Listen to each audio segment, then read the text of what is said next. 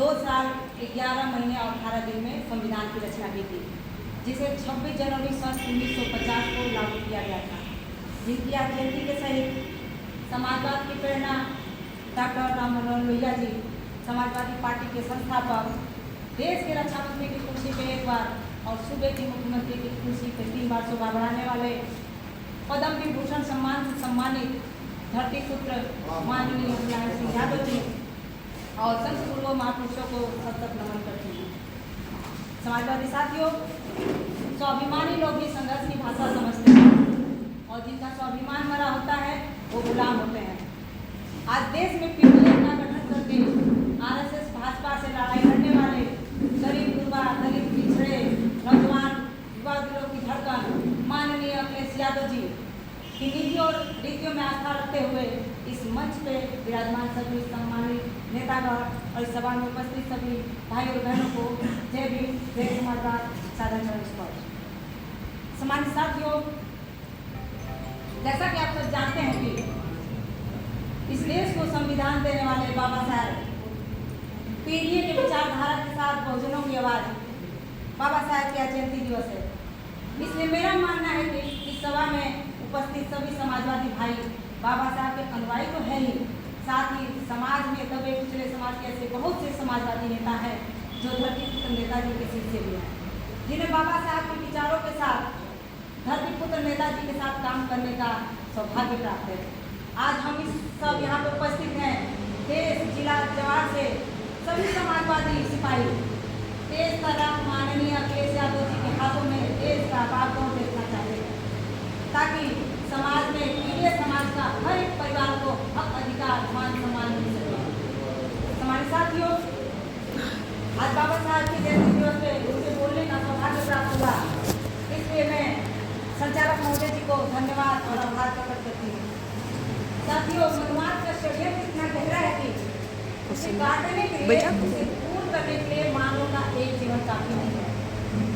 इस कठिन कार्य को करने के लिए, समाज को शोषण अत्याचार से मुक्ति दिलाने के लिए हमें दबे कुचले वंचित समाज के महापुरुष कवि रैदास, बिरसा, ज्योतिबा फूले, सावित्रीबाई फूले, मान्यवर काशीराम, धरती पुत्र नेताजी के विचारों की एक श्रृंखला बनानी और घर घर में डॉक्टर भीमराव अम्बेडकर, मान्यवर काशीराम, डॉक्टर लोहिया और धरती पुत्र नेताजी के विचारों को पैदा करना होगा, तब जाके हम आरएसएस भाजपा को सत्ता से बेदखल कर सकते हैं।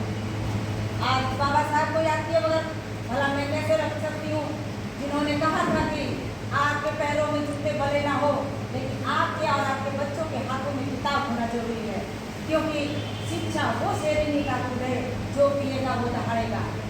अंधे को आँख, भूखे को भोजन, प्यासे को पानी, निर्धन को धन देने वाले बाबा साहब की जयंती दिवस पे मैं महामना ज्योतिबा फूले जी को याद किए बगैर भला कैसे रह सकती हूँ, जिनका 11 अप्रैल को जयंती थी, जिन्होंने कहा था कि गुलामों को गुलामी का एहसास करा दो, गुलामों की बेड़ियां खुद तोड़ देगा।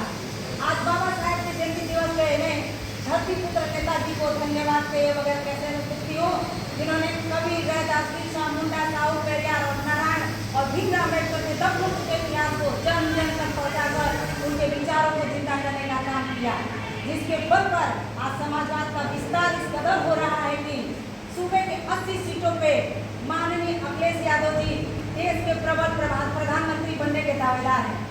साथियों, आज देश में हिंदू मुसलमान के नाम पे आरएसएस भाजपा राजनीति कर रही है, इसलिए मैं आज बाबा साहब की कही गई बातें कह रही हूँ, क्योंकि हम लोग को सोचना होगा कि इस देश में बाबा साहब को पानी पीने से किसने होता, क्या वो मुसलमान थे? ये सवाल मेरा। इस देश में ज्योतिबा फूले की पत्नी जो भारत की प्रथम शिक्षिका महिला है सावित्रीबाई फूले जी को स्कूल खोलकर शिक्षा देने से किसने रोका? वो कौन लोग थे जो पत्थर फेंकते थे, गोबर फेंकते थे, कीचड़ फेंकते थे? क्या वो मुसलमान थे? तो बताइएगा। साथियों, महाड़ गांव का तालाब, जो महाड़ गांव का तालाब था, उस तालाब का पानी कुत्ता, बिल्ली, जानवर पी सकता था, लेकिन उस समय का बहुजन दलित समाज उस महाड़ गांव का तालाब का पानी नहीं पी सकता था।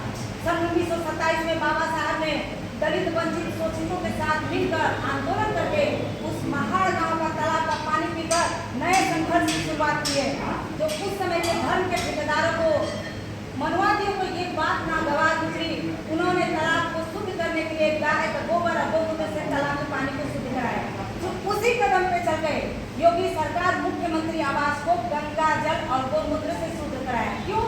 क्योंकि उस मुख्यमंत्री आवास में बहन मायावती जी रह चुकी थी, उस मुख्यमंत्री आवास में धरतीपुत्र नेताजी रह चुके थे, उस मुख्यमंत्री आवास में माननीय अखिलेश यादव जी रह चुके थे, जिसे गंगा जल और गौमूत्र से शुद्ध कराकर हमें यह एहसास कराया गया कि हम अछूत हैं, हम शुद्र हैं। देश जान गया उसी मानसिकता के, उसी विचारधारा के लोग आज आजाद भारत में उद्योगपतियों के इशारे पे दबे कुचले वंचित समाज को कुचलते आ रहे हैं। साथियों, इस देश में हजारों साल से पीढ़ियों और बहुजन समाज को के साथ अन्याय और गुलामी सता रहा। समय समय पे समाज सुधारक लोग दिलाने का प्रयास किए। इसी में से युग पुरुष बाबा साहब भीमराव अम्बेडकर ने गुलामी को जड़ से उखाड़ फेंका, समता, स्वतंत्रता, बंधुत्व और मानवता पर आधारित संविधान को लागू करके पीढ़ी और बहुजनों को नया जीवन दिए। इसलिए मैं आज बाबा साहब के संविधान और उनको नतमस्तक करते हुए उनके मिशन और उनके सपने को पूरा करने का संकल्प लेती हूँ और माननीय अखिलेश यादव जी के हाथों में देश प्रदेश की बागडोर देखने की कामना करती हूँ। साथियों, बाबा साहब की 2 पंक्तियों के साथ मैं अपने बात को विराम दूंगी। माँ ने हमें पैदा किया, माँ ने हमें पैदा किया, आदमी जानवर, लिखने वालों ने हमें जानवर लिख दिया।